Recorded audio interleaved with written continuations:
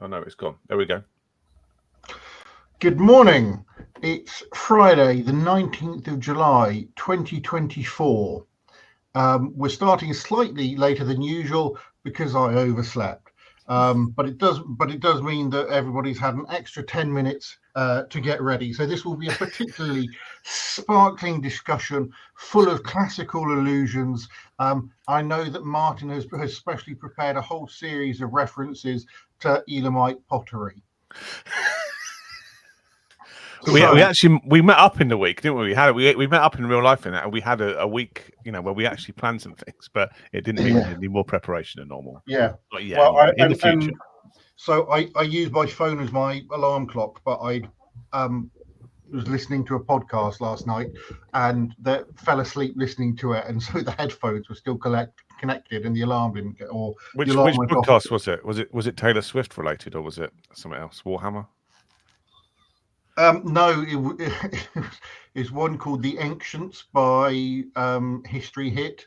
So it was actually one about the end of the Bronze Age. Oh, there you go. No wonder you fell asleep, David. Well, no, it's actually well, yeah. Anyway, that's quite enough rabbiting on about nonsense. I am Gilgamesh. I'm joined today by I'm David, and obviously we've got the usual team of Stephen, Martin, and Alex. This week the big thing was the King's speech. So probably good to start with, why was the King giving a speech? Who wants to answer that? Well, he didn't. The first misconception is he didn't write the speech, did he? He doesn't write his own King's speeches, so it was written for him by the new government. And I guess the timing is quite interesting, isn't it? Because I think it was on the 17th, wasn't it? So that's less than 2 weeks, or much less than 2 weeks. It's actually because basically the election results came in on the 5th. It's 12 days after the new government was elected. Do they have any discretion about when that is? Because it seems like quite a short time period, doesn't it, to put forward there? It's basically the new government's legislative framework. It's what they're going to do in the first year of Parliament, or what they're going to try and do.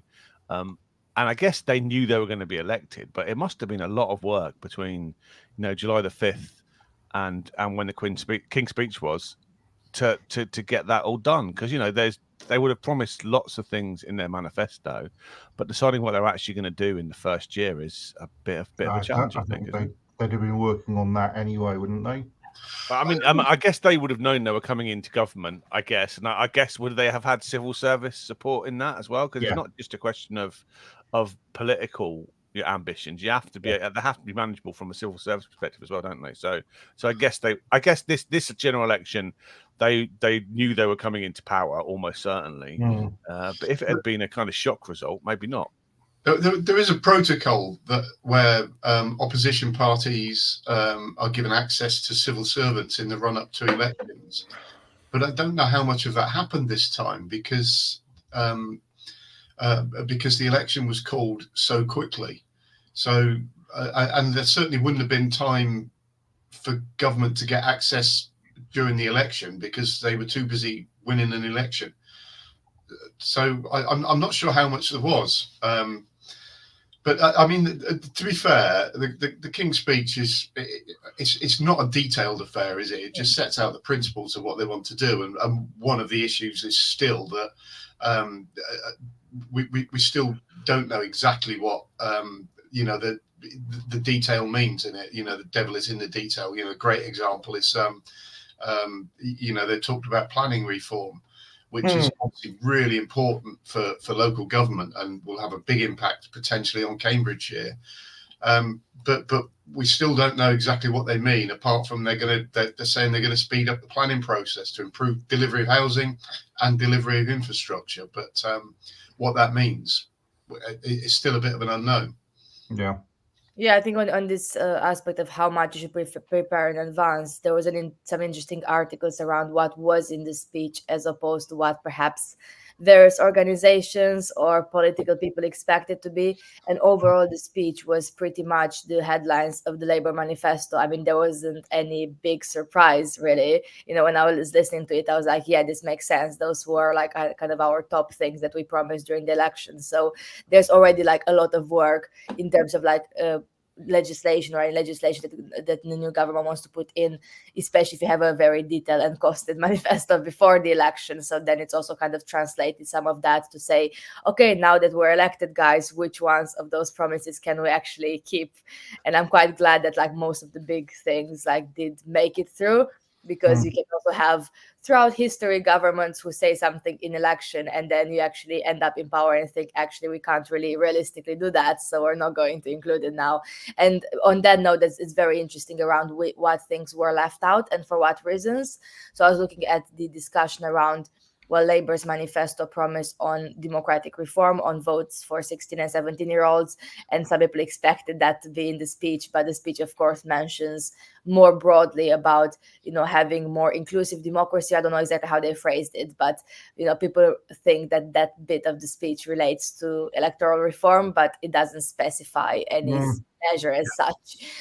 So it's interesting, like what was left out and for what reasons. Is it a question of priorities? Of course, you want to prioritize your big like things in the program in the King's speech, or is the question of like dropping some of those promises along the way? They've got 5 years as well, haven't they? And you can't do everything in the first year. So I think it's about getting a lot of bang for the early part of the administration as well, I guess. And it doesn't. I mean, so there's things in. It's also just a guideline, almost like expectation setting, isn't it? Because there are things they might not manage to do for parliamentary time or other reasons in the first year, which they've kind of said they can do here. But equally, it doesn't preclude them from doing other things as well. Because I think there's an other measures clause in the King's speech, which basically means they can do. You know, they can let parliamentary sovereignty means they can legislate on whatever they want to during Parliament, and this doesn't kind of bind them to anything. So more than anything, it's kind of expectation setting for the public, isn't it, to say this is what we intend to do in our first year, and they might add more detail and change things around. Yeah. So what? And also by the nature of Parliament, you know, they can weave things into other bills as well. So, you know, if they wanted to do something with social care, you know, as an example, which is one of the things that, you know, I think we desperately need to think about. If we wanted to do that, they could weave it in somewhere else, you know, to make it into one of the other bills. So, you know, if you think the last government, you know, levelling up became more about planning than it did levelling up. Yeah. Yeah, so, I think overall there were, I think it was at about potentially 40 bills were announced in that speech, or potentially more, depending on how you group them. So it's quite a lot actually in terms of substance and what you need to do in terms of just working on the bills. But yeah, I think for me, people who are saying like, well, why was this or that not included? I think it's a question of priorities mainly, because you have to be realistic. You can't have like just a very, very long list of things and then you're not able to deliver them. So I kind of am on the side of, yes, let's do something that's realistic and then we can add things on or like review the priorities later on, rather than just promising every single thing in the first speech. So what are the bills or the proposals in the King's speech that are particularly interesting for local government? There are, I think there are two main ones for me. For local government in general, the Better Buses Bill is quite important. I'm not sure it's as relevant for Cambridgeshire, because I think the powers that it's going to give local leaders, the mayors have already got. So, but what I hope it will do is I hope it will make the combined authorities task in terms of moving towards bus franchising easier, because I think there's going to be a generic move from local government towards bus franchising. And in that sense, I think there'll be less of a fight with the buses and the bus companies, because they're seeing it coming. And I think they're going to have to find ways of working with it. I hope that's the way, what it is. But obviously, the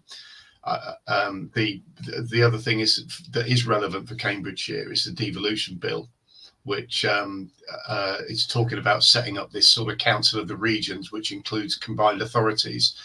And there's two things with that for me. For Cambridgeshire, it puts us around an important table. But also, I suspect it means that there's more combined authorities coming, because you're not going to want to be left out. Yeah.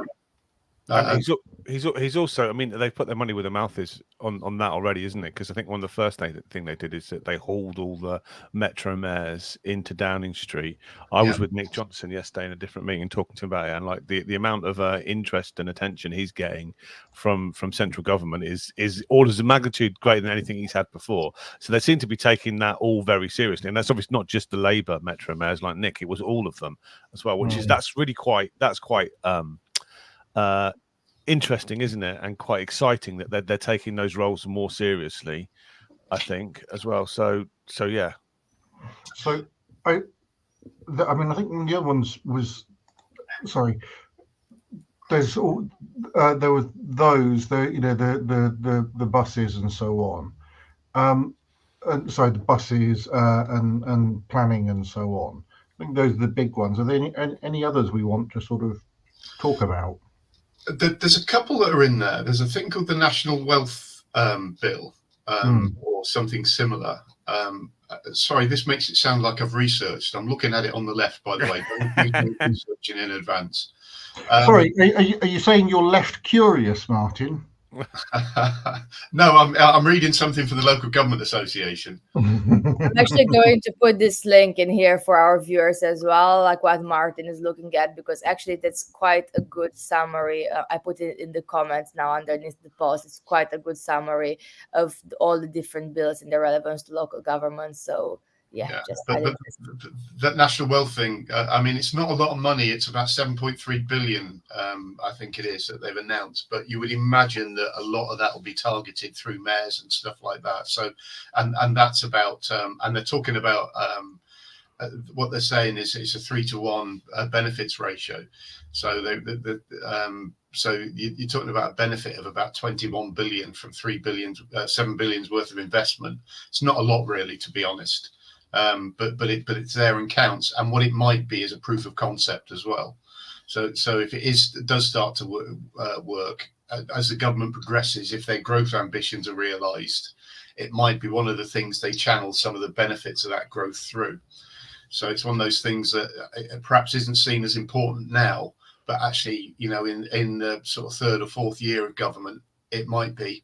Although my view is, the Labour Party will probably go for an election in 3 years, but that to me, it has potential. There's another one in there about digital information and smart digital information, and what I hope that does is start to pull together better. There's other things in there about data security and things, but it's about making data available. And an economy like Cambridge's, that becomes important, because all those very clever people in around the Cambridge economy can actually start getting access to government data and pulling it together and really making government feel integrated. So, and I think as we start moving forward with different forms of transport and different transport schemes, pulling all the data for the transport together so people can travel easier, as an example, makes a lot of sense. Yeah. In purely practical terms as well, and something that affects me in my portfolio area is the Renters' Right Bill, which is going to put an end to no-fault evictions, and it's going to make it more difficult for landlords to get possession. I think it's also going to put an end to leasehold as well, which is a bit of a con, I think, as well. So that's good news as well, because housing and homelessness is a big part of what local authorities do, and hopefully that will mean that more people can stay in their homes, and hopefully reduce the cost of people staying in the homes as well, because having to deal with homelessness cases and trying to keep people in their homes and not on the streets is a really, or temporary accommodation, is a really big part of what we do. Yeah, it's one of those things that was an absolute disgrace under the previous government, to be fair. And this is me, with a slightly right-leaning head on, but from a One Nationist perspective, having children doing the homework in a B&B, as an example, and not knowing where they're going to be living tomorrow, and all that sort of stuff. If you want to create good, aspirational young people, that's not the way to do it. And it was an absolute disgrace. So that, if it plays a part in that, I think it's important. I'm a bit wary about it because landlords sometimes have to make decisions, and you've got to get the balance right between somebody being able to manage the property well, and do the right thing with it. And if you take this too far one way, you're going to cause problems. I mean, For the most part, I think they'll settle down and get used to it. But yeah, there will be occasions when people breach leases or whatever, and I think that's something else. But it's the no fault, we're just evicting you, is the issue, and I mean, you're right that there are details to be worked out. I think the basic principle is a sound one. Yeah, no, I absolutely agree. Fingers crossed, they do get it right. Yeah. Now's the time to do it, but it's also true that now's the time when they're most likely to be able to railroad something through that's bad legislation. And I think it's one of the things you've got to be a bit wary of. And that's where good opposition and actually good scrutiny in the Lords actually will help some of this stuff. One of the other ones that is the crime bill, because this isn't exactly local government, but affects local government, because there's various things in there about, for instance, making it easier to get public spaces protection orders, and so on. Just having seen a little bit of that in Huntingdon, I sort of, there are issues in the police. If you have a PSPO, the police then need to actually have the resource to enforce it, and so on. But I think if that becomes easier to get right, I think that's good. There's an interest. Sorry, I want to. Can I just mention on that, David? There's something else in that which is important in terms of the enforcing thing, which is the return to and neighbourhood policing. It will be rebuilt, I think, is the phrase that it's used. And there's an argument, and I don't know how true it is or not, but there is an argument to say that the reason policing broke down is because of the fact that neighbourhood policing broke down, and good neighbourhood policing actually prevents crime and therefore releases and frees up time. So there is something about tying, if you do genuinely get neighbourhood policing right, that you actually might free up time so they can do those things. And the police have got, in my view, into a bit of a downward spiral in that respect, and it's something that breaks that spiral. And so the neighbourhood policing thing might do that. So on the neighbourhood policing, I'm really conflicted. So there was a PCSO for where I live, who or you often saw around here, who sadly passed away last year from natural causes, called Gurdeep Singh, who was basically Dixon of Dock Green. Yeah. I mean, not quite, but he was, you saw him all the time, and that was really good, and I think people do like that, and it provides a feeling of security which is valuable. We have one similar called PC Dan, who's not a PC. It's what's it called? PCSO. But he is so well loved and knows the whole community. When they first brought that role in, everybody thought it was kind of plastic coppers, didn't they? And I think that as part of the cost cutting move, the chief constable was also, I think he cut the numbers in half in Cambridgeshire a couple of years ago, which I think is quite regretful, because every time you lose one of those guys, you lose a lot of intelligence in the community as well. So I just want to mention, if I can, Rubens and Amber, who are often, but not often enough, seen in Huntingdon Town Centre and around. Unfortunately, they're deployed all over the place. Similarly, become are I think well liked. People like seeing them, but also like them, and it has a positive impact on the town. You think just in simple terms, you think about on a Friday night as you're walking through town, as a PCSO, You know, you see somebody, a couple of youths that are having a good time but being a little bit noisy. You know, they're not doing anything legally wrong or anything like that. And it's just the chance to just to say it and have a word to them and just say, look, guys, just quiet it down a bit. Just remember where you are, and just remember, go home safely or whatever, something like that. And just that little word sometimes just makes a difference between a conversation of behavior going one way or the other. And those things all matter, because if you do that and prevent, it means you're not arresting somebody and you're not then having to fill and put all the evidence together and all that stuff. And you're freeing up time. Sounds like you three on Wednesday night when I had to leave you in the pub to go to a council meeting, and then you spent the whole meeting trolling me over WhatsApp because I hope you enjoyed the statement. I think it was only me. No, Alex was doing it as well. Was she? Yeah.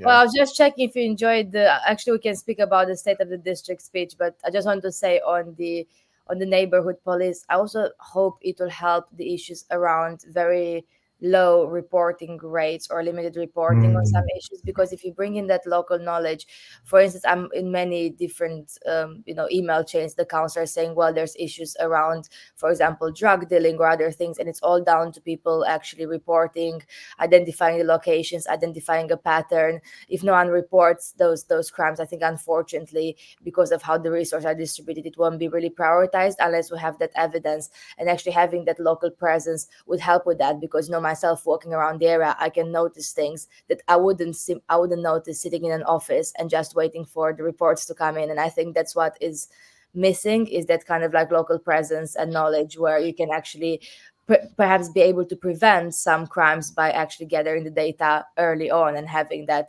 observation.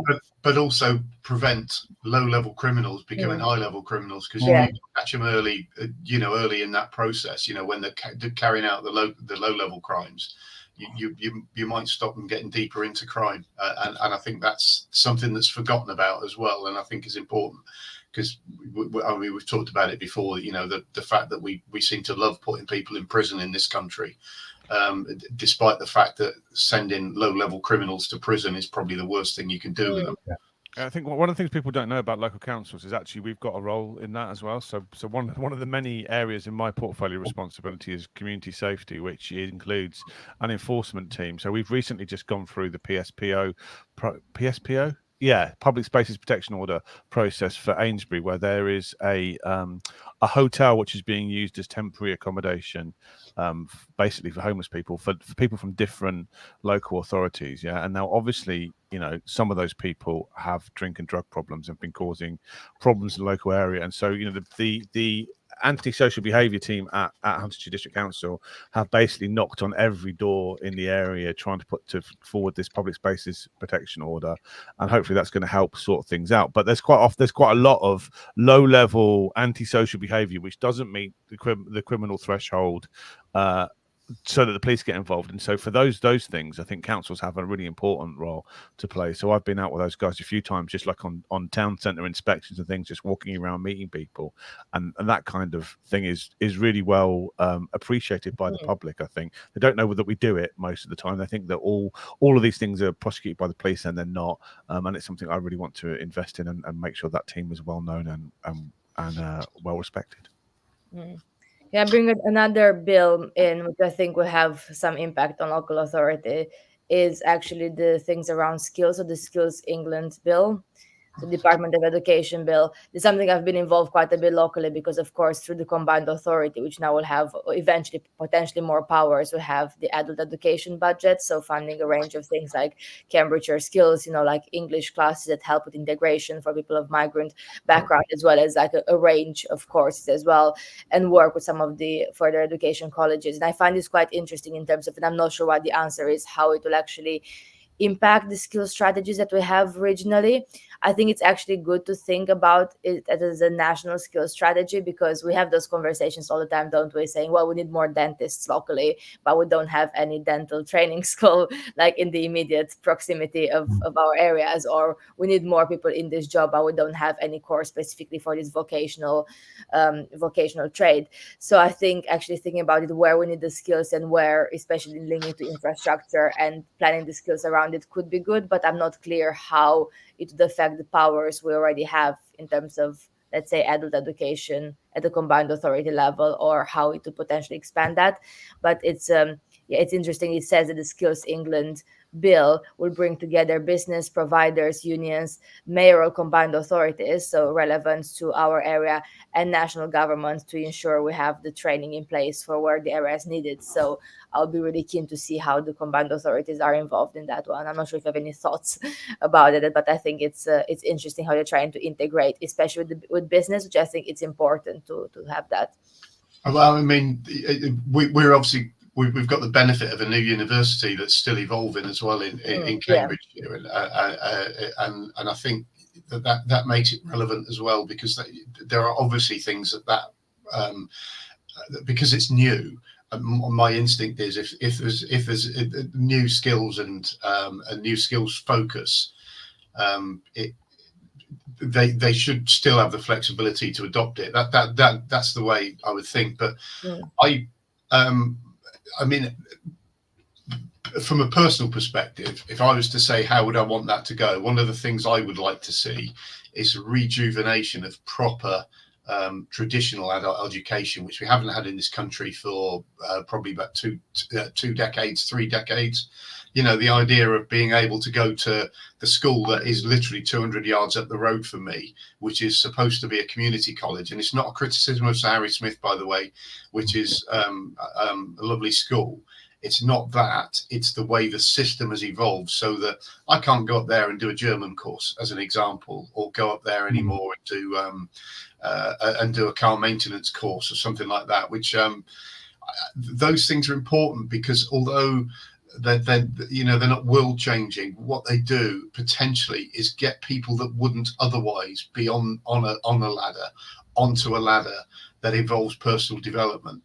And I think it's really important that we start to do that. Again, it's the one nationist in me. I believe every single individual should have a ladder in front of them, a ladder to success. And, the important thing that we need to do is get that ladder in front of them. And then the next step is to get them climbing it. And sometimes you need to do something a bit more low level. So I agree. I'm just trying to work out, does this mean that the skills function would be taken away from the county council, or education function? I think it's more about the partnership working. So like what it says, of course, don't have the full details, saying establishing Skills England, transferring the functions from the Institute for Apprenticeships and Technical Education. So it's kind of transferring that into a Skills England national strategy. But I think how the combined authority is involved is saying, well, bringing business, providers, unions, mayoral combined authority, and national government together to presumably decide on this skills strategy. I'm not sure how it will work in practice, but I think that's the role of the combined authorities. It's as a partner in this, rather than taking it away from the adult education budget or the county council, respectively. Okay. That's kind of my interpretation of it, because it wouldn't make sense to just do everything through national government when you already have those systems in place. But I think it's more about setting the strategy, which I kind of do agree, because at the moment, if you think about each region having their, let's say, as an example, adult education budget, of course, every region has its own strategy. But especially if you want to link it up with, let's say, we can go into housing in a minute, but building lots of houses and the skills and work and workplaces needed for that, it's probably a good idea to think about who are we training for, those things. But we also need to think about, in doing that, it's not just about training bricklayers and training plumbers. And the reason I say that is because it's one of those areas where the skills that you're using are going to change because of automation and stuff like that. And it's about making sure that your training and the training you're providing is flexible enough to enable and to build that change into it. There are machines laying bricks in places in around the world now, and replacing bricklayers. But so you need a different set of skills. You need somebody that is able to make that happen. The reality, there's a balance. It's the same argument people get about self-checkout. The fact that, yes, we're going to be getting rid of people that are actually laying bricks, and the same as checkout workers. It's what's always happened.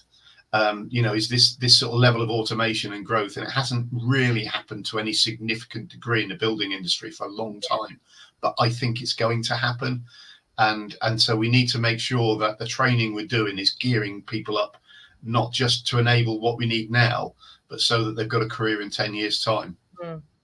I'm quite excited about this. I'm just reading a bit more detail and saying, well, the Skills England, so this new body they set up, will work with industry and the Migration Advisory Committee. I'm really keen about this because it's about time we recognize we need international recruitment in some sectors, and we actually have a national strategy for that, and not just like try to be like, well, let's reduce the number of migrants as much as possible without actually thinking where do we need and how can we work with employers for that. I've speaking to so many businesses who are quite frustrated about the new rule changes, including on social care now that you're not allowed to bring you can't bring your family or your wife or your children with you on the visa, and how this affects certain agencies and employers locally. So I think it's about time we think about it realistically and at a national level about this, and say, okay, obviously we need to train more people in the UK about how can we think pragmatically about this, and not just from like a political, I guess, perspective, are you for or against immigration, but let's have an argument around the economics of this as well. So I'm quite keen that Migration Advisory Committee is included in the advising on this strategy, because I think it's important to separate it. I think so far we had the kind of whole immigration policy discussion being quite toxic and being kind of like, oh, there's a job of the Home Office. But in reality, it intersects with health, with skill strategy, with all sorts of policy areas. So we need to think realistically about that. So, but I think it's important to recognise that so many of these things are interlinked as well. Yeah. Homelessness is got a link into that as well, and one of the things that local authorities can do is sit and act as coordinators for all that stuff and pull the policies together, at a local level. And I think that's quite important too. So David, what's the policy you're most keen on? So we haven't discussed the most controversial ones yet. Yes, I'm quite keen on the Skills England bill. Well, I mean, I got a little bit excited. So Lou Haig is the new Transport Secretary, and she on Twitter she announced the railways bill by saying full steam ahead, and I thought, oh, we're getting steam trains back. That's brilliant. And on that, I was very annoyed because I went to see a steam train stopped at Huntingdon for 15 minutes to refuel, take on water last weekend. And Louis Bourgeois was there, and I didn't realise until afterwards when I saw it in the paper, because I quite liked it. Yeah, I've seen that. I wasn't there. I was at work that day, but I've seen you've been there, and I thought how it was a very nice occasion. But actually, the only correct answer is the Better Buses bill is the best bill announced, because it's coffee, buses, and politics. Nothing else is allowed as a policy topic. Yeah, I see once again there is no coffee bill, and yeah. But no, I mean the Better Buses bill is you're of course absolutely right. I mean, it's going to be interesting. Can I also say, by the way, that there should have been a Better Politics bill? Yes. That would have been that would have been. Well, we'll see what happens. We'll see what happens. I mean, I think there's a couple of bits in there. I think it's the franchising. The question is, does that include franchising needs money, and does that include any provision for that, or money helps? So that's interesting one. The other one that I thought was interesting on there is removing the ban on publicly owned bus companies. So at the moment, councils can't run bus companies directly, and that's being got rid of. Now, there is also always a problem with that, in that local councils aren't necessarily bus companies. In fact, they're not bus companies. And so we need to look. I think London is a much bigger area, and they've kept that expertise. I just thought that was interesting. I wonder what form that will take, and how many councils are in a position to do that. I did actually wonder if that would apply to town and parish councils, Yeah. because what I was thinking is if they could support circular bus routes.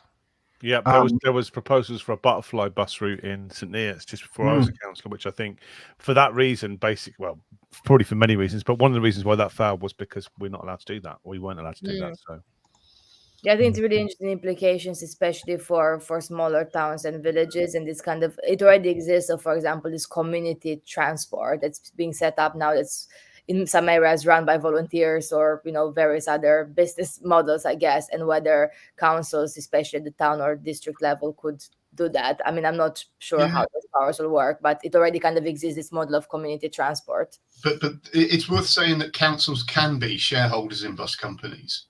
Because that's how the model works in Nottingham, or it used to. Whether it still does or not, I can't say I'm current, but they were. I think the council there were, I think 51% shareholders in the bus company or something like that, and it meant that they had a big influence in the management of that company. And so there are ways already that you can do it, but you shouldn't have to do jiggery pokery on something like that where there's significant amounts of public money already going into. And actually, if we want a transport system for the 21st century, that there has to be more money go into it as well, which is why I was more of a supporter of the bus levy that the mayor put on, which I think for the first time has got Cambridgeshire talking about improving bus services and hopefully better buses built and the aspirations of the mayor sort of pull together into something that delivers for Cambridgeshire, and in particular for the more rural areas of Cambridgeshire that are poorly served at the moment. Yeah, I agree. Unless there's anything else anybody wants to raise on the King's speech. Did we talk about planning or not? No. Maybe we should just quickly mention planning. Talk about planning. Martin, do you know anything about planning? Very little, mate. Very little. I've had to go through this a few times, and I still don't know what it means. And that's the dangerous part. The bit I do understand, and I'm a big supporter of, and I would be, wouldn't I? Because it's what I do professionally. But it is this idea of grey belt, which I don't think is actually mentioned in what they say, but is inevitably going to be part of what they do. And the idea of understanding that not all green belt is this beautiful pasture and beautiful land that we need to protect.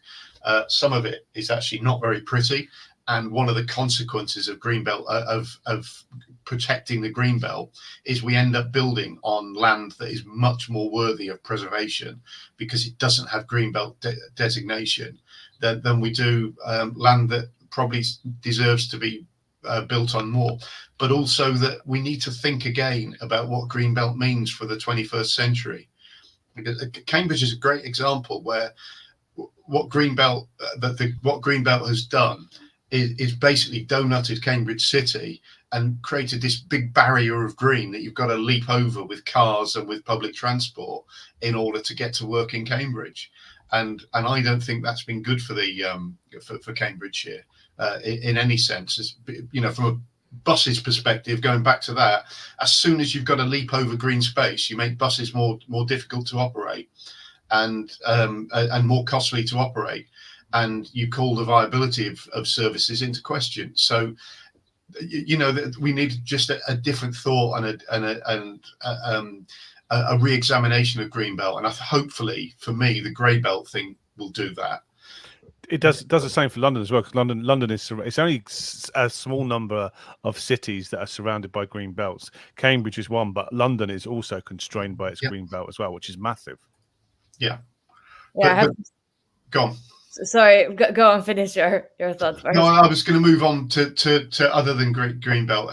What it means in terms of what the bill means in terms of smooth lining and smooth lining. That's a good word. I've made that up. About smoothing out the planning process and speeding it up. and it talks about that in terms of delivery of housing and infrastructure, is really, really needed. You know, the fact that we spend months and years sometimes before we even put a spade in the ground to deliver infrastructure is just shocking. And all of that costs money. So it's not just the time it takes to get that done, and the fact that because we spend 4 or 5 years just planning major infrastructure before we put, and 4 or 5 years if you're lucky, it doesn't just cost money. It means that we are not as forward thinking and as innovative around how we do this stuff as we should be. And you know, so anything that smooths things out, I think, is great. And I say this as somebody that does public consultation around planning for a living. You don't need to do as much public consultation as you do. What you need to do is make what you do more meaningful. And some of that is about councils opening themselves up to conversations, councils and councillors opening themselves up to conversations more and saying, actually, I'm not keen on this, but actually, if it does happen, we'd like this, this and this. And because that way you can start to deliver local infrastructure better and plan for it better. And so it's about, to me, it's about doing it better. You don't have to do more of it. You need to do it better. I think so, and we might come on to this in a minute to talk about consultation, upcoming council meetings. I know this is something I've harped on about before, but sometimes you need to make a decision and be held accountable for the decision. You see that with planning things, the amount of documentation is huge, and you know you can go and consult.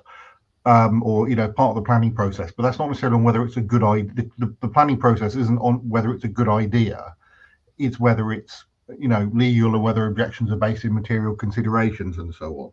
So I think that's an important point. The other thing is with consultations, maybe it's a discussion for another time, but I do wonder if we need to rethink a bit how they're going on, because they tend to get quite low participation. And I think partly that might be they're not that interesting. Partly it might be people don't buy them. I don't know. Yeah, I think it's an interesting question around like the consultation and like it's very low participation unless something is very, very controversial, and how that actually can affect decisions at the political level. And it's very interesting. For example, anytime something comes through my door, like around planning in the area, and this is true for a lot of people who either, especially people who live in rent or who are not already permanently in a location.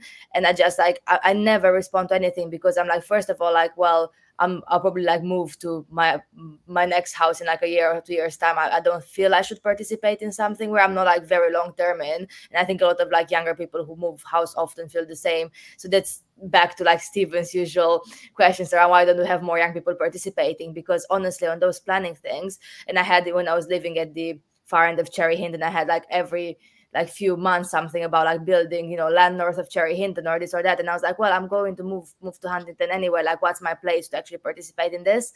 And then the other thing is around just the time it takes, because to be honest, as a resident, I'm not getting involved in those consultations. I am as a councillor, but as a resident, I'm like, coming back after the council meetings and my job and everything, the last thing I want to do is to fill in a long survey. So actually thinking about the format in which we involve residents is really important. But yeah, on the planning reforms overall, I think I'm a fan of that. What Martin was saying around actually rethinking, the grey belt land. There are areas where there are, abandoned car parks I'm driving past, or like those disused petrol stations, or like lots of land that's not really of any use to agriculture, that you can think, well, you can use that a bit better if it was not categorized as such.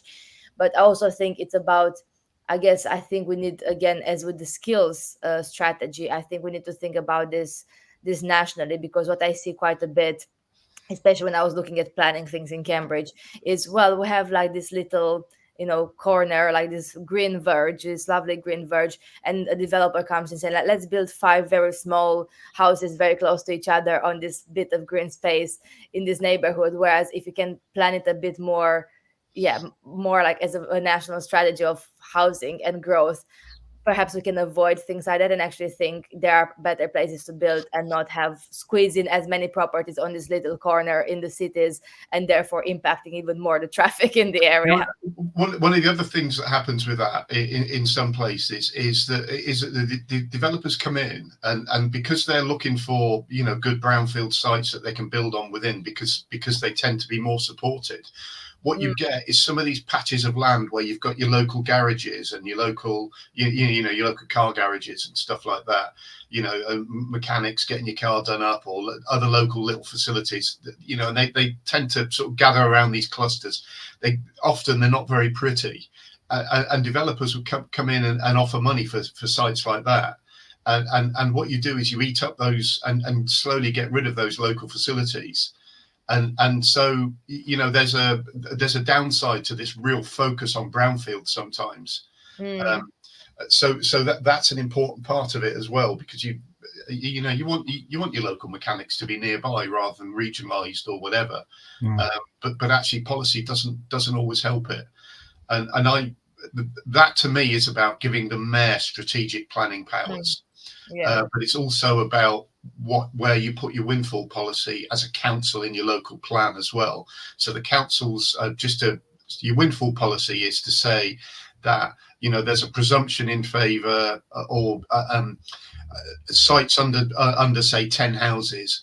They don't necessarily have to be in the local plan, and we use them as an opportunity to sort of boost our numbers and stuff. And if you set that at something like 10, what it does mean is it encourages almost, Alex, the sort of things that you're talking about.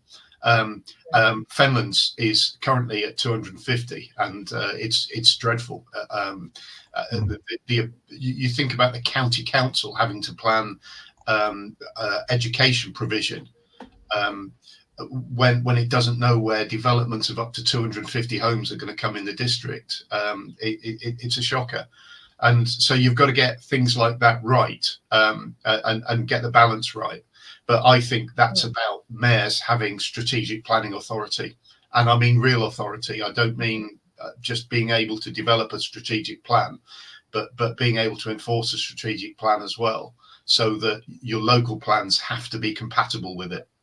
Yeah, and I think it's about the integration of the different areas. So being able to actually align, let's say, planning and what you're building in the area with transport, with schools, places planning, and so on. Because at the moment, a lot of the work is taking place, well, department by department, like in government as well. And there's like perhaps less of this cross-department working that there should be to be able to plan things at a large scale. But and we need to have good conversations about the fact that developers are funding and are paying for some of this stuff as well, because that's one of the myths is, you know, this thing that developers don't provide infrastructure. They do. And, you know, developers fund for the most. There are times when they don't, but they fund transport and highways improvements that are required as a result of development. And you know they fund school places, they fund additional GP provision as an example, but people don't see it, and councillors, not all of them, but a lot of them don't talk about it, and they need to. I went to a council meeting in not in Cambridgeshire, to be fair, last year, where I watched a council put up a video that basically what the video did was glorify everything that the council had delivered in the last year. You know, the opening of a new leisure centre or a refurbished leisure centre, you know, the building of a new park and all these things. And not one mention of the fact that almost everything that was in their video at their AGM was funded by developer contributions through Section 106. Yeah. And yet you've got the public saying developers don't fund this stuff. Yeah, they do, but your councils aren't telling them. There's a couple of questions in the chat I think would be good to take, if that's okay. I'm going to take Andrew's first. There's a lot of talk about growth, but what do people mean by it? GDP growth? If so, relaxing planning rules won't make much impact on GDP. It will if we get lots of people building. Yeah, that industry and getting builders working will have a direct impact on GDP. But that's not what Andrew means, I don't think. But housing growth is related to it as well. The reason we need lots and lots more houses around Cambridge is to facilitate the economic growth that's going on around Cambridge and the economic potential of Cambridge, To and feed the bubble. as well, to be fair, as well. And so, the reality. I remember having this conversation, sorry, name dropping here, but with the Vice Chancellor of the university when I was leader, about how do we make more AstraZenecas happen. And he said, that there are 3 things he taught me through that they need, that people need if they're going to move businesses. They need good education. They need good access to a good, healthy sort of nighttime economy. And the other thing is access to housing. And if you think about Cambridgeshire and access to housing for people that aren't earning huge amounts of money, but are on a career ladder, were dreadful. And so eventually within Cambridgeshire, if we don't start to get this balance right, you start to slow it down. It's the same reason why you need to get transport infrastructure right. So actually housing growth does equate to economic growth. There's no 2 ways about it. So that's a big controversial thing in the St Neots area this week is around EWR as usual. Is some think tank came up with the idea that Tempsford, which is just south of St Neots and which is on the intersection of EWR and the East Coast Main Line, would be the perfect situation for Britain's biggest new town. They were talking about 350,000 people or home, which is a new city, same size of Milton Keynes, basically. Now that was a think tank. Yeah, it didn't really have much behind it, but it goes to show you there are plans to build, I think, 40,000 houses around Tempsford, or houses for 40,000 people actually. But that goes to show you. But that's what that if there is a use for EWR, it's that, isn't it? It's building huge developments on a piece of transportation infrastructure which will feed Cambridge, basically. Yeah, EWR though it's part of the original thing about EWR, and is about linking Oxford and Cambridge, but the original thinking was a thing called the Golden Triangle, which actually I don't know whether it was the baby of David Willetts when he was in Parliament, or whether it was or something that he latched onto and was very very keen on. But the idea of the Golden Triangle is the triangle that links Oxford, Cambridge, and London economies.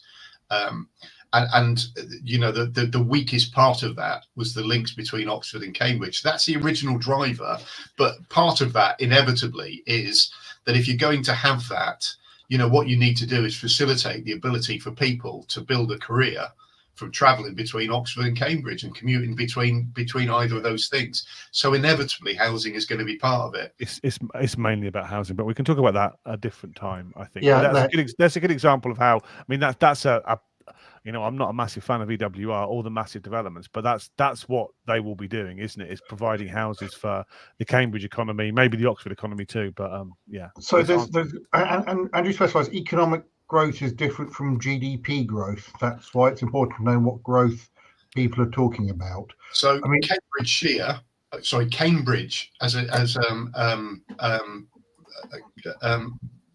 Cambridge creates more tax revenue as a percentage of GDP than any other city in the UK, and so the economic growth and GDP growth are linked. They may not be exactly the same thing, but they are inevitably linked. So to me, it's all about economic growth and the economic advancement of the UK, but housing is a facilitator for that. I mean, it's also important to distinguish between GDP and GDP per capita, which leads me on to a question from Sam Booker. Quick question about the speech overall.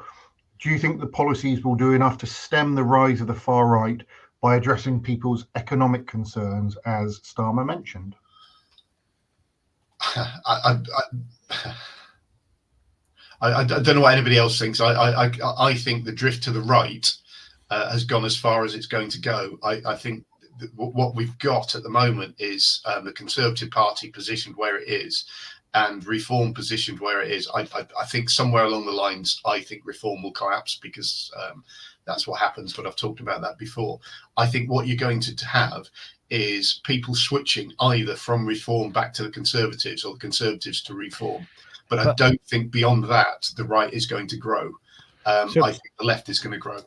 I think I disagree a bit. I think it's easy to say that reform is just to split off from the right wing, the Conservative Party.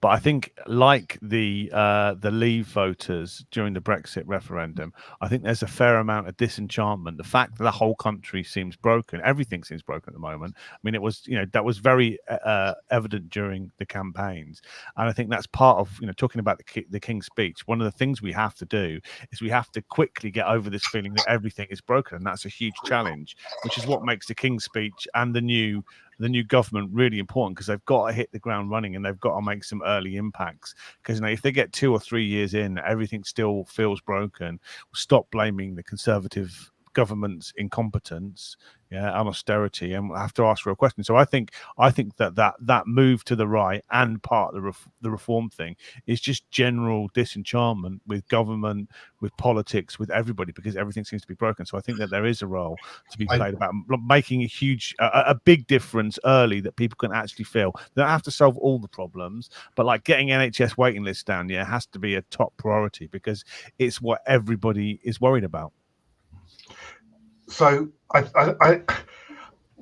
think there's two things there. There's the economic concerns and the feeling that everything is broken. I think there's the potential. Now there has to be the delivery, and a lot depends on there being extra money from economic growth. So I think that's, it has the potential. I'm not sure that this isn't stuff that's going to. I think realistically, by the time of the next election, Labour needs to have done enough to show that we're moving in the right direction, because these aren't problems that are going to be solved, so my JFK man, in the life of this Parliament, but we can start making progress on them.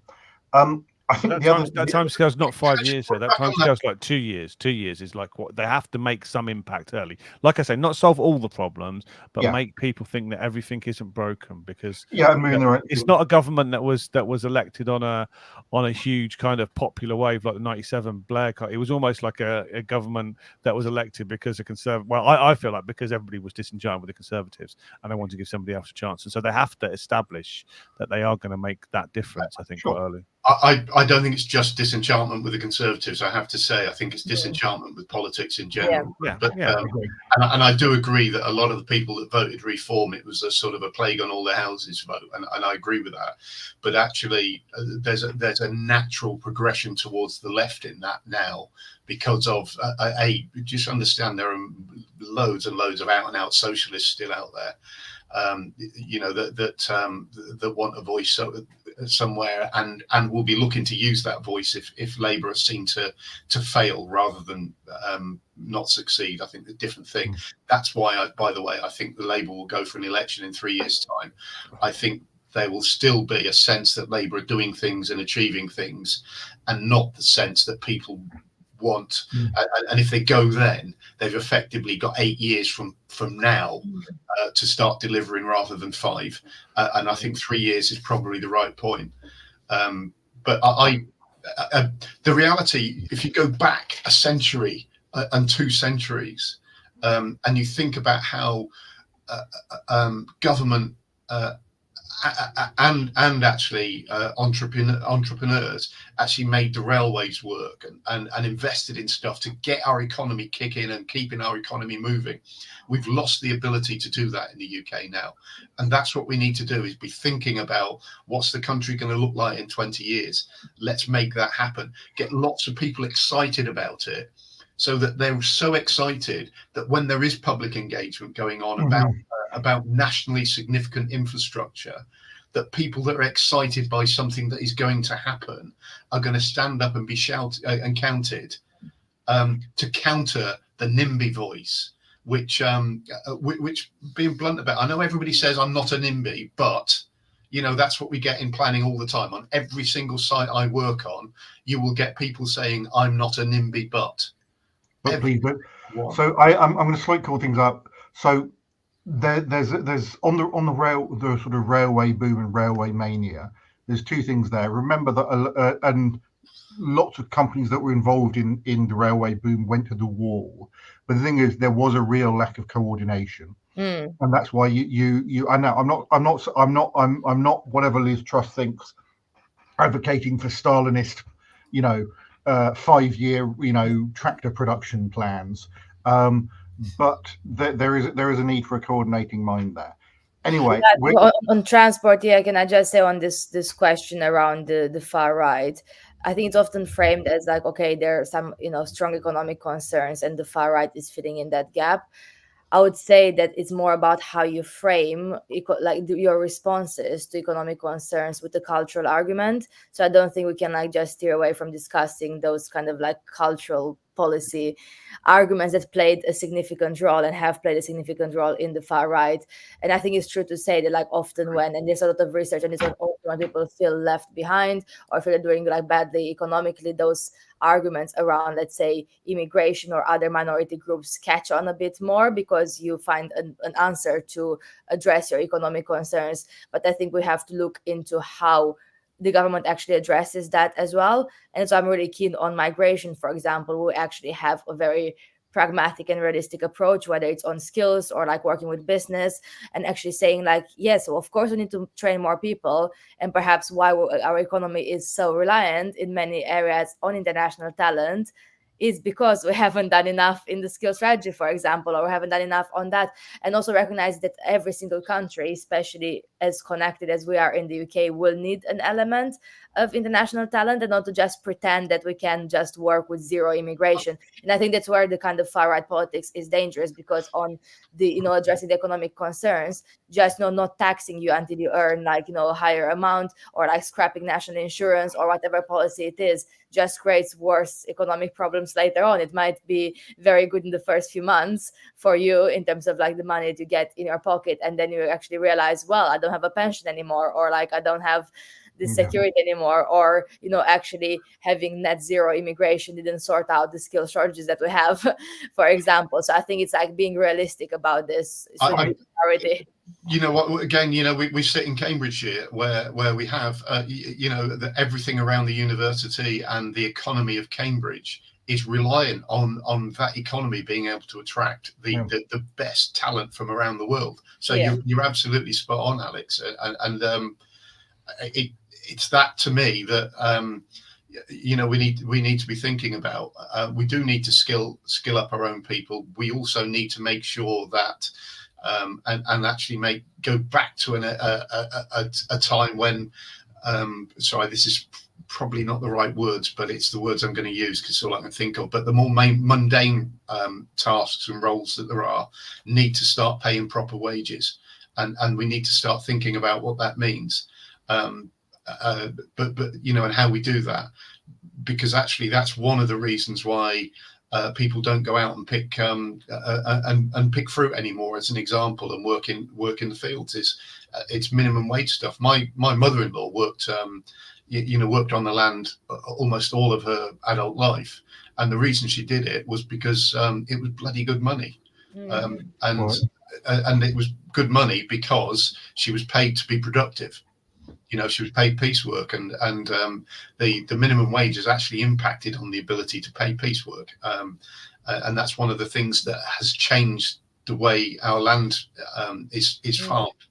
But I mean, I think the other thing is having done it, picking fruit as a job is bloody hard work. But I mean, well, you'll know through the young farmers, Alex. Agriculture is not an easy career to be in any field, and in any field. Hey, I think we probably want to move on if we can. I'm just going to add one last thing on the sort of far right and so on. It's useful to think about it in sort of three levels: the micro, which is individual attitudes; the macro, which is the economic stuff. But then the meso level, I think, is really important, the sort of local contextual determinants of how people see the world. And on that, that, let's talk about weeds and council meetings. So let's talk about weeds. I'm so happy about the article yesterday. I have to say, I'm so happy the policy is back. So No, come on. What's the policy? well, there was a trial of stopping the chemical weed treatments for a bit in some areas, not in all areas. They still like did Cambridge. for weeds that were Cambridge people don't like chemicals and things and live in a little and bubble. there are still some areas that will opt out of this policy. So let me just give an overview. So there was this trial to stop the chemical weed treatments, apart from like either you reporting the weeds as being obstructive and the team come and like sort it out, or the ones that are like actually dangerous or obstructive. Now, of course, everyone has seen how it looks like around our areas, and how it's not only about like the visual. It's actually the thing for me that really annoyed me is how they're blocking the drains, and how then it creates flooding and it creates more like road faults and potholes and so on, because you have that kind of thing. So anyway, like in the highways committee a few months ago now, the councillors decided to reverse the policy, so not to continue this trial. So now, yesterday there was this lovely article with the chair and vice chair of highways, with the team in highways spraying the weeds, like I think it was in Milton or where they were, and saying that they will get across the county in the next few weeks or so. So I'm really waiting to see the results here in Huntington. I'm sure people are very keen to see the results in their area. But I think overall, maybe it's not a bad thing to try things. And I think it's a fair point to say, like, look, let's do a trial if we have an alternative of doing like non-chemical treatments that could work. But the reality is it didn't really work out at all. And I don't think we're there yet to have like alternative ways that are so large scale, to be honest.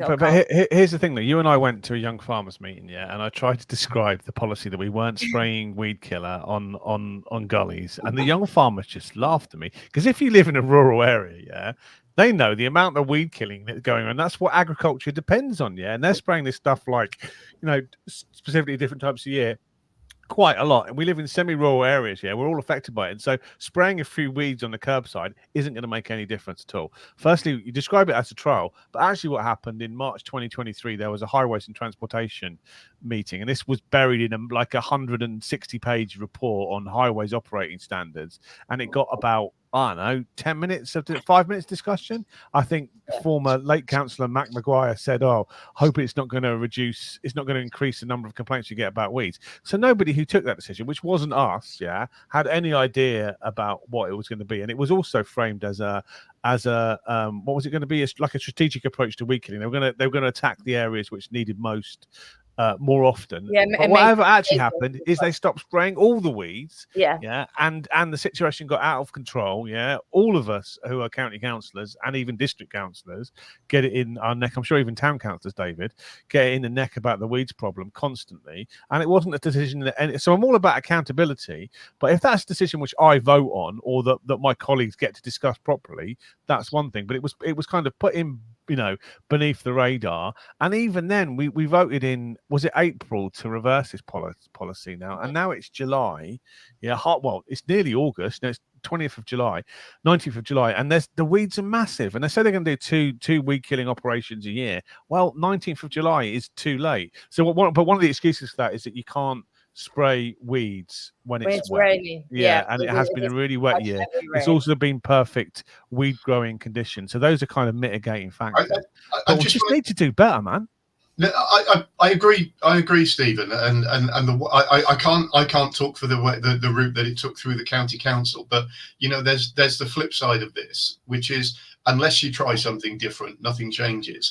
And the county council have got to do things differently because they have not got the money, and they've got this adult social care burden that is growing and well, it's not just that; it's social care in general that is growing and growing.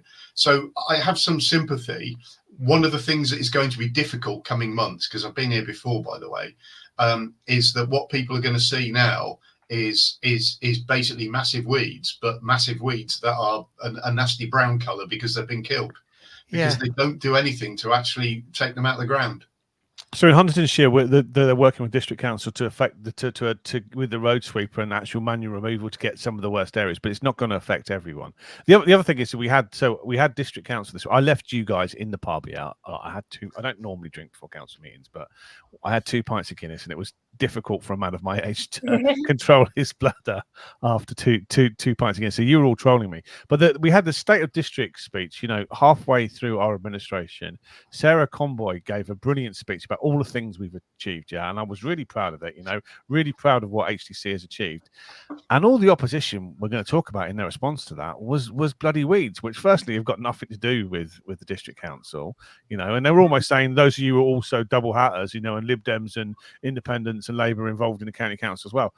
That's all they could talk about. But it's an easy. The thing is, if we could just get potholes and weeds right, I reckon 80% of people will be really happy with what the county council are doing, unless they've got social care needs, and maybe when you experience that, for most people though, most voters, just getting those things sorted is a key victory, I think, and I think we just failed in doing that. And the fact that the opposition are trying to boot us in the head in district council when it's nothing to do with us shows you how far-reaching this is. When we try and stand for re-election at any level, people are not going to differentiate between a money-saving, a cost-saving county council approach, which was only saving 60 grand a year or something ridiculous. They're really small savings. 100K, but that is for me, because generally I agree with Martin. I'm not opposed to testing a new approach, and for example, I was in discussion. It's got to be scientific. Saying, well, there's some heat treatments, for example, which of course are more expensive to get rid of weeds and so on. So okay, let's try it in an area, but the fact is it just doesn't work. So I think when it doesn't work, and I do, Stephen said we didn't vote for this ourselves, personally, because we're not. I'm not on highways, but I do take collective responsibility. And I said, the council got it wrong, and it's right to reverse the policy. This is really important. I'll take responsibility for things that I vote for, or we vote for, or decisions that we collectively make. What I won't take decision for is when we make half a decision and officers implement it wrong. And I don't like criticizing officers, ever. But this is we had a strategic approach to weed killing, and now it seemed that we didn't do any of it, and that's not good enough, and I think we have to hold the officers accountable too sometimes when they don't do the right thing. It's not a very fashionable thing to do in politics, but I don't want to be accountable for a decision that I had no part in and that spent most of the year trying to oppose as well. It's quite difficult. Yeah, it is. It's hard to argue with that, Stephen. And especially without knowing the detail, and there is also an argument that if the only way you can get a policy through is through jiggery pokery, then don't bother, because it will come back and bite you. I think that's I'd agree with that. I'd much rather be upfront about what the intent and meaning is, and what the ambition is, but there is also an argument to say, and to be honest about it and say, look, okay, the county council tried something, it didn't work, we're sorting it. And that there is a big counter argument with the public, and people need to be honest about it and say that's what it was.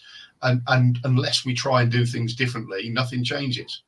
I also have to say that, as a result of this trial now, we're going back in most areas, there are some areas in Cambridge City which will opt out, which say actually they have, I'm not sure how they organize it, but volunteers or organizations or whoever wants to do manual weed removal, because there's quite a big support for example, the pesticide-free movement. There's pesticide-free schools, which, in schools I actually have a different view. I think on schools is worth doing that, but there are some areas in the city where people want to do this themselves, and fair enough. If you want to coordinate locally and in that process save the county council some money and remove pesticides or those weed killing chemicals from your area, although I do think they're safe overall, that's a local decision, and I think we can allow for that, for those exemptions. But the reality is, in most areas, especially in rural areas, you won't have that, kind of setup that you have in some Cambridge City areas. And I just want to leave you with one example. When I really changed my mind on this, and I really thought this is a very bad idea,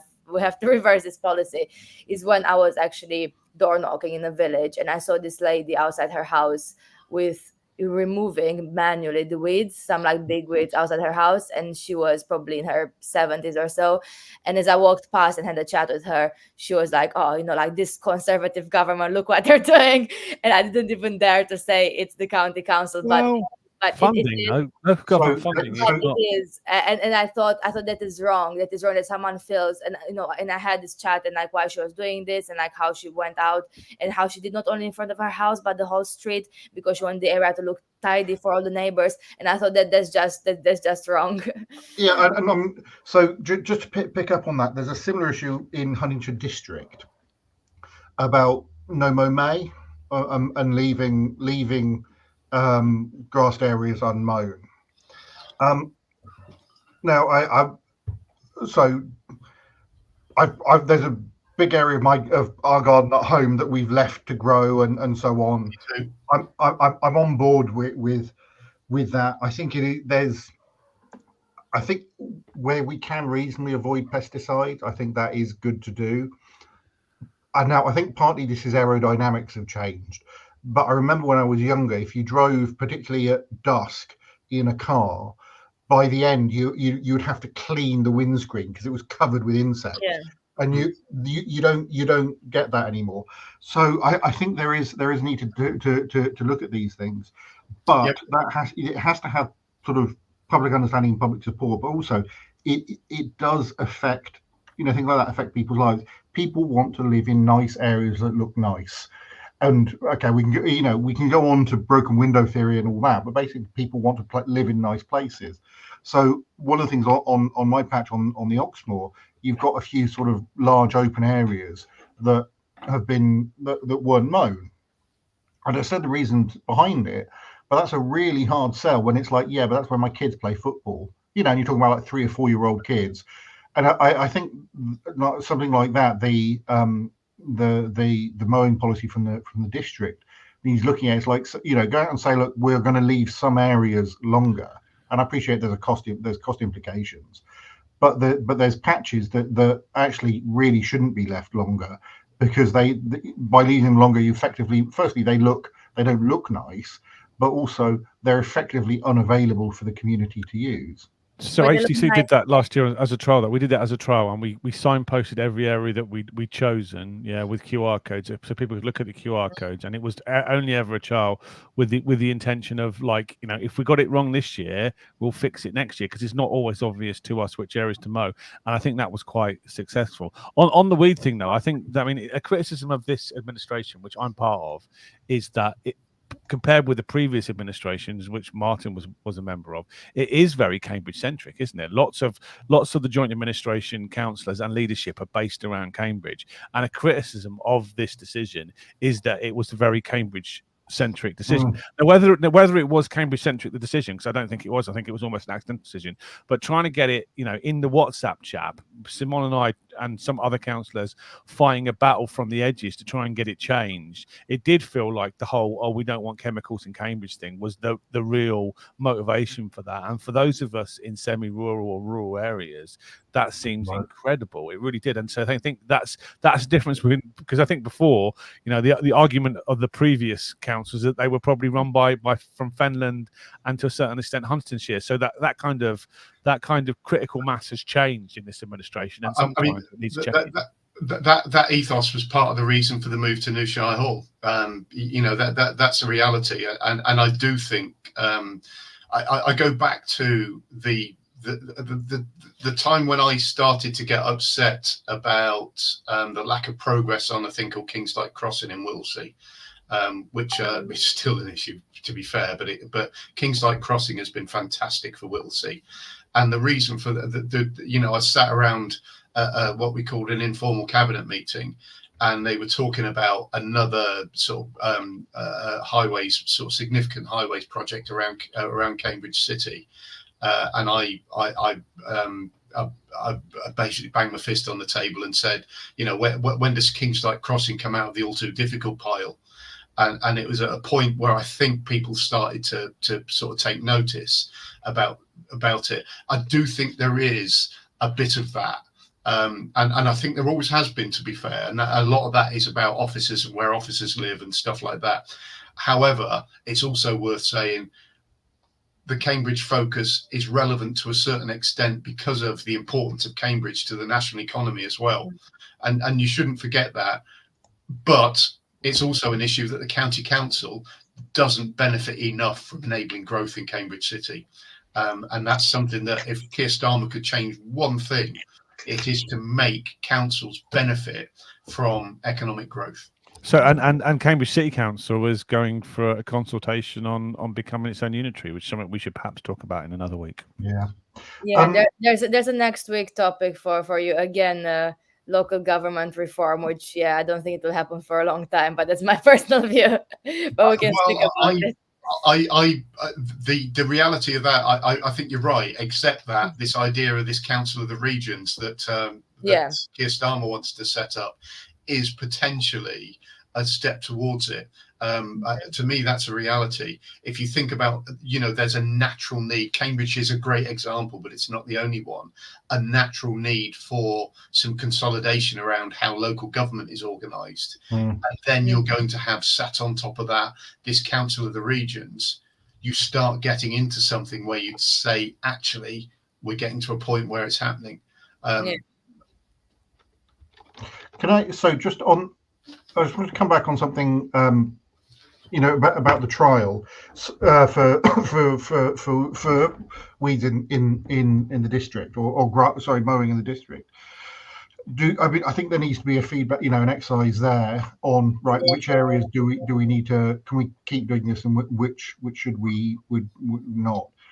I mean, I'm aware now we've been going for, so it's 9 o'clock, and so we've been going a little while, although the view count is going up. It's increasing, yes. We've got some county council meetings coming up this week, including on Monday the Highways and Transport Committee, which is, Stephen, you're grimacing. I've done 30 hours of meetings this week, including committee meeting, full council meeting at county council, full council meeting at district council, full cabinet at district council.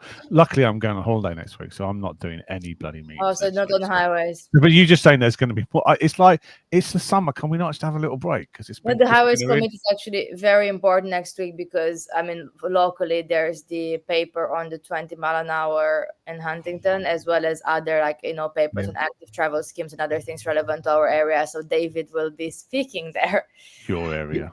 There's also a combined authority paper that's on the agenda next week as well, which I think is really important, because it's got a lot of Huntingdonshire sort of focus as well. It's really, I'll be watching that meeting. It's really important. I'll be in silence. That's that. I think, should we start wrapping up there? I think so. Well, thank you everybody for tuning in. We've got 668, which is fantastic. No, Stephen, I cannot believe you would do that, Councillor Ferguson. I'm not having a code of conduct with this show. Sorry, point of order, Councillor Bulak. Sorry, that's an in joke. I think there was a misunderstanding, and Councillor Ferguson of a hand gesture. So, thank you all for joining us. So, as Martin said, we got together in person at the Market Inn in Huntingdon during the week, just to chat about the show and what we're going to do. So I hope there might be some little things coming along soon. If you've got anything that you think it would be particularly good for us to cover, now or in the future, do let any of us know. We're on assorted interweb platforms. As ever, we also receive telegrams to the usual address, carrier pigeons. If you're sending a telepathic message, only during working hours, please. So I think that's probably everything. So any last words from anyone? Now, one of the things we're going to sort is trying to have a kind of constant presence by having a Twitter account and a Facebook account, so that you don't have to go through the weeds of our own social media presence to find the show. Yeah. And apparently I've got to have a facelift. Alex has got to grow a beard. That's the only solution. Yeah, maybe we should start doing polls, and I'll be the first one. Okay. On that note, everyone, before Alex kills us with the death stare, thank you all very much for joining us. See you next week at 7:30 on Friday morning. Have a super day. Bye. Bye. See you there. Bye bye. Deal. Cheers.